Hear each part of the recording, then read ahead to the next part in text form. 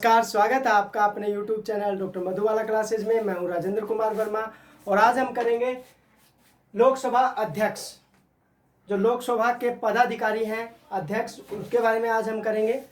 तो ब्रिटिश भारत में प्रथम स्पीकर जो है 1921 में सर फ्रेडरिक वाइट थे। कुछ महत्वपूर्ण जानकारियां जो हैं कई बार प्रतियोगिता परीक्षाओं में पूछ ली जाती है, पहले वो देखेंगे। उसके बाद 4 आर्टिकल जो है इनसे संबंधित हैं लोकसभा अध्यक्ष से, वो देखेंगे। किस प्रकार से इनका निर्वाचन किया जाता है, किस प्रकार से इनको पद से हटाया जा सकता है, इनका वेतन क्या है और इनकी पावर्स क्या है, वो सारी जो है हम बाद में करेंगे। तो पहले ब्रिटिश भारत में प्रथम स्पीकर 1921 में सर फ्रेडरिक वाइट थे और 1925 में प्रथम भारतीय स्पीकर विट्ठल भाई पटेल थे। तो कई बार ये क्वेश्चन पूछ लिया जाता है कि 1925 में प्रथम भारतीय स्पीकर कौन थे, तो विट्ठल भाई पटेल।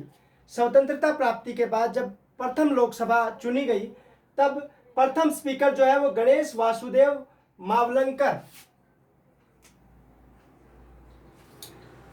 जीवी मावलंकर थे।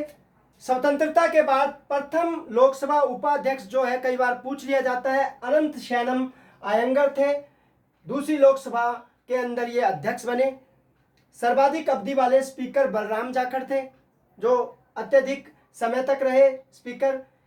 3 स्पीकर जिनके विरुद्ध अविश्वास प्रस्ताव लाया तो गया लेकिन पारित नहीं हुआ, वो थे बलराम जाखड़, गणेश वासुदेव मावलंकर और हुकम सिंह। ये 3 थे जिनके विरुद्ध अविश्वास प्रस्ताव लाया गया लेकिन पारित नहीं हुआ। अपने पद पर रहते हुए त्यागपत्र देने वाले स्पीकर जो है वो है नीलम संजीव रेड्डी। 2 बार इन्होंने दिया, एक 4थी लोकसभा में और एक 6ठी लोकसभा में। उसके अलावा गुरदयाल सिंह जो ढिल्लो थे, उन्होंने 5वीं लोकसभा के ये अध्यक्ष थे, इन्होंने बीच में ही त्यागपत्र दे दिया। जिनके पद पर रहते हुए मृत्यु हुई, गणेश वासुदेव मावलंकर और GS वालियोगी जो है वो उन पद पर रहते हुए इनकी मृत्यु हो गई। पहली महिला अध्यक्ष जो है वो मीरा कुमार है और दूसरी महिला अध्यक्ष जो है वो सुमित्रा महाजन है, बीजेपी से थी। वर्तमान में ओम बिरला जो है वो लोकसभा अध्यक्ष हैं। तो इस प्रकार कुछ महत्वपूर्ण जानकारी जो कई बार प्रतियोगी परीक्षाओं में पूछ ली जाती है, ये है। अब नेक्स्ट जो है हम करेंगे कि किस प्रकार से लोकसभा अध्यक्ष का निर्वाचन होता है, किस प्रकार से उसे पद से हटाया जा सकता है, क्या उसकी पावर्स हैं, ये सभी हम देखेंगे। एक बार आप इसका स्क्रीनशॉट लीजिए, उसके बाद नेक्स्ट देखते हैं। अनुच्छेद 93 में लोकसभा के अध्यक्ष और उपाध्यक्ष के चुनाव की बात की गई है कि लोकसभा अध्यक्ष और उपाध्यक्ष का चुनाव जो है लोकसभा अपने ही सदस्यों में से करेगी। मगर यदि लोकसभा का चुनाव होता है तब पिछली लोकसभा का अध्यक्ष यदि वो पुनः निर्वाचित होकर आया है तो वो लोकसभा की पहली बैठक की अध्यक्षता करता है। लेकिन अगर वो निर्वाचित होकर नहीं आया है तो राष्ट्रपति ऐसे व्यक्ति को प्रोटेम स्पीकर नियुक्त कर सकती है जो कि वयोवृद्ध यानी वरिष्ठतम सदस्य है किसका, लोकसभा का। वो चाहे पक्ष सत्ता दल का भी हो सकता है और विपक्ष का भी हो सकता है। तो प्रोटेम स्पीकर के रूप में अस्थायी रूप से नियुक्त करता है। यह नए निर्वाचित अध्यक्ष के पद पर आने तक बना रहता है, यानी जैसे ही नया अध्यक्ष निर्वाचित कर लिया जाएगा तो प्रोटेम स्पीकर का पद खत्म हो जाएगा।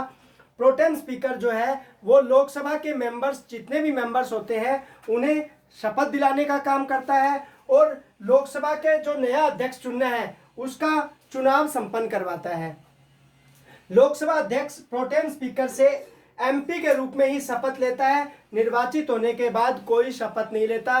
कई बार प्रतियोगी परीक्षाओं में पूछा जा चुका है कि लोकसभा अध्यक्ष क्या लोकसभा अध्यक्ष के रूप में शपथ लेता है, तो नहीं लेता, क्योंकि वो प्रोटेम स्पीकर के सामने MP के रूप में ही शपथ लेता है और जब वो लोकसभा अध्यक्ष बन जाता है तब कोई शपथ नहीं होती है। जब लोकसभा अध्यक्ष व उपाध्यक्ष का चुनाव करती है तो एक पैनल का चुनाव भी करती है जिसमें 10 अध्यक्ष होते हैं, वो अस्थायी अध्यक्ष होते हैं। और जब कभी अध्यक्ष और उपाध्यक्ष जो है बैठक में अनुपस्थित होते हैं तो इन्हीं 10 मेंबर में से लोकसभा अपनी पावर का यूज करते हुए क्या करती है, संसद उसे कहेगी, उसी व्यक्ति को जो है लोकसभा क्या करेगी, अध्यक्ष या उपाध्यक्ष चुन देगी बैठक के लिए। तो ये था अनुच्छेद 93। एक बार इसका स्क्रीनशॉट लेंगे, उसके बाद नेक्स्ट करते हैं। अनुच्छेद अनुच्छेद जो है 94, लोकसभा सदस्य अगर मान लो जो भी लोकसभा का अध्यक्ष और वो लोकसभा का सदस्य नहीं रहा तो पद रिक्त कर देगा। अध्यक्ष, उपाध्यक्ष व उपाध्यक्ष अध्यक्ष को संबोधित लेख द्वारा जिस पर उसके हस्ताक्षर होंगे अपना पद त्याग सकेगा। लोकसभा के तत्कालीन समस्त सदस्यों के बहुमत से पारित संकल्प जिसकी सूचना 14 दिन पूर्व दे दी गई है लोकसभा अध्यक्ष को या उपाध्यक्ष को, अगर वो पारित हो जाता है संकल्प तो उसे अपने पद से हटना पड़ेगा। लेकिन यदि लोकसभा का विघटन हो गया है किसी कारणवश और नई लोकसभा की प्रथम बैठक तक लोकसभा का अध्यक्ष अपना पद रिक्त नहीं करेगा। अनुच्छेद 95 कहता है कि यदि लोकसभा अध्यक्ष अनुपस्थित है तो उपाध्यक्ष, अगर उपाध्यक्ष भी नहीं है तो राष्ट्रपति जिसको लोकसभा अध्यक्ष के रूप में चुनेगा वो व्यक्ति लोकसभा अध्यक्ष के कार्य करेगा। देखो एक बात। दूसरा है, मगर यदि बैठक यानी कोई बैठक चल रही है और उसमें अध्यक्ष नहीं है तो उपाध्यक्ष भी नहीं है तो फिर दोनों की अनुपस्थिति में संसद जो है वो अपनी शक्ति, जो उसको शक्ति दी गई है उसके अकॉर्डिंग लोकसभा से किसी व्यक्ति को अध्यक्ष चुनेगी। अब लोकसभा में से किसको अध्यक्ष चुनेगी? उन्हीं पैनल में से जो 10 सदस्यों का एक पैनल है उसमें से बैठक के लिए अध्यक्ष चुनेगी। दो बातें हैं। हमने पहले बोला था कि अगर मान लो अध्यक्ष या उपाध्यक्ष अनुपस्थित होते हैं तो जो 10 सदस्यों का एक पैनल है उसमें से अध्यक्ष और उपाध्यक्ष चुना जाएगा। लेकिन अगर अनुपस्थित है तो राष्ट्रपति को पावर है। अगर बैठक के अंदर अनुपस्थित है, बैठक की अध्यक्षता करनी है तो फिर संसद क्या करेगी? उन 10 व्यक्तियों में से अध्यक्ष चुनेगी। तो एक बार इसका स्क्रीनशॉट लीजिए, उसके बाद नेक्स्ट करते हैं। अनुच्छेद 96 जो है, अनुच्छेद 96 इसमें जब अध्यक्ष व उपाध्यक्ष को पद से हटाने का कोई संकल्प पारित है तो इसमें कुछ महत्वपूर्ण बातें हैं जो कि प्रतियोगी परीक्षाओं में पूछ लिया जाता है। एक तो वो पीठासीन अधिकारी नहीं रहेगा, फिर दूसरा कार्यवाही में भाग तो ले सकता है लेकिन वो अनुपस्थित रहेगा, एक हिसाब से अनुपस्थिति मानी जाएगी उसकी। प्रथम मत तो दे सकता है लेकिन अगर मत बराबर आ गए हैं उस मामले में तो वो निर्णायक मत नहीं दे पाएगा, कास्टिंग वोट नहीं दे पाएगा। वेतन जो है वो 4 लाख है। 4 लाख क्यों है? क्योंकि हमारे भारत के उपराष्ट्रपति का वेतन 4 लाख है और भारत का उपराष्ट्रपति राज्यसभा का सभापति है, इसलिए उसका वेतन 4 लाख है तो इसका वेतन भी 4 लाख है। कार्यकाल 5 वर्ष है। अब इसकी पावर्स देखेंगे। लोकसभा में विपक्ष के नेता को मान्यता लोकसभा अध्यक्ष ही देता है। उस दल को विपक्ष के रूप में मान्यता देता है जिसके कम से कम 55 सदस्य हैं, यानी 55 सदस्य जीत कर आए हैं, उस दल को क्या देगा? लोकसभा अध्यक्ष मान्यता देगा। लोकसभा की किसी भी कार्यवाही को प्रकाशित होने से रोकने का अधिकार किसका है? लोकसभा अध्यक्ष का है। एक बार इसका स्क्रीनशॉट लीजिए, उसके बाद नेक्स्ट देखते हैं। लोकसभा के किसी भी सदस्य को अनुशासन भंग करने पर निलंबित करने का अधिकार लोकसभा अध्यक्ष का होता है। अनुच्छेद 101 के क्लोज 3 के अनुसार लोकसभा के सदस्य के त्यागपत्र की स्थिति में अध्यक्ष यह देखता है कि उसने स्वेच्छा से त्यागपत्र दिया है या नहीं। धन विधेयक का प्रश्नांकन करता है कि धन विधेयक है या नहीं है। दल बदल से संबंधित सदस्यों की निर्योग्यता का निर्धारण करता है। अनुच्छेद 108 के तहत संयुक्त बैठक की अध्यक्षता करता है। संयुक्त बैठक जो है वो मंत्रिपरिषद राष्ट्रपति बुलाता है, मंत्रिपरिषद की सलाह पर उसकी अध्यक्षता लोकसभा अध्यक्ष करता है। संसद की बैठक का स्थगन करने का अधिकार है।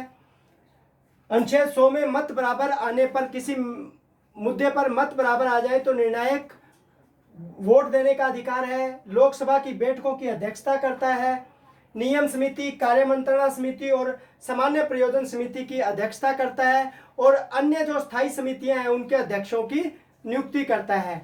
संसद में कानून व्यवस्था बनाए रखने के लिए लेइंग डाउन और मार्शल आउट, लेइंग डाउन यानी बैठने के लिए कह सकता है सदस्यों को, और अगर ना माने तो मार्शल आउट, बाहर फेंकने का आदेश दे सकता है। तो इस प्रकार ये लोकसभा अध्यक्ष की शक्तियां हैं। इसके बाद थोड़ा सा जो है उपाध्यक्ष और लोकसभा महासचिव के बारे में देखेंगे। एक बार स्क्रीनशॉट लीजिए। लोकसभा उपाध्यक्ष जो है उसका निर्वाचन व पद मुक्ति जो है वो लोकसभा अध्यक्ष की तरह ही होती है। जैसे हमने अध्यक्ष को देखा उसके साथ हमने उपाध्यक्ष को भी किया था।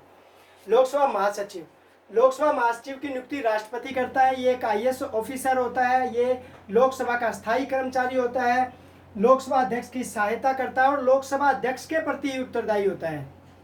एक बार लोकसभा महासचिव और एक बार राज्यसभा महासचिव राष्ट्रपति चुनाव के लिए रिटर्निंग ऑफिसर होते हैं। यानी अब की बार चुनाव में मान लो राज्यसभा का महासचिव रिटर्निंग ऑफिसर है तो अगले चुनाव में लोकसभा का जो महासचिव होगा वो रिटर्निंग ऑफिसर होगा। ये भी एक महत्वपूर्ण प्रश्न है, कई बार परीक्षाओं में पूछ लिया जाता है, तो आप ये नेट से सर्च कर लेंगे कि अब की बार जो राष्ट्रपति रामनाथ कोविंद चुने गए हैं उस समय राज्यसभा या लोकसभा के महासचिव जो है वो रिटर्निंग ऑफिसर थे। लोकसभा के अध्यक्ष के प्रति उत्तरदायी नियुक्ति जो है वो राष्ट्रपति करता है। 60 वर्ष इसका कार्यकाल है। तो इस प्रकार जो है आज हमने लोकसभा अध्यक्ष, उपाध्यक्ष और महासचिव लोकसभा के अधिक पदाधिकारियों को भी देखा, जिसमें हमने मेनली जो है लोकसभा अध्यक्ष का चुनाव, उसकी नियुक्ति और उसके बाद उसकी पद मुक्ति और उसको पद से हटाए जाने के तक का उल्लेख किया और हमने देखा कि उसकी क्या पावर्स हैं। उम्मीद करता हूं कि आपको ये वीडियो पसंद आया होगा। धन्यवाद।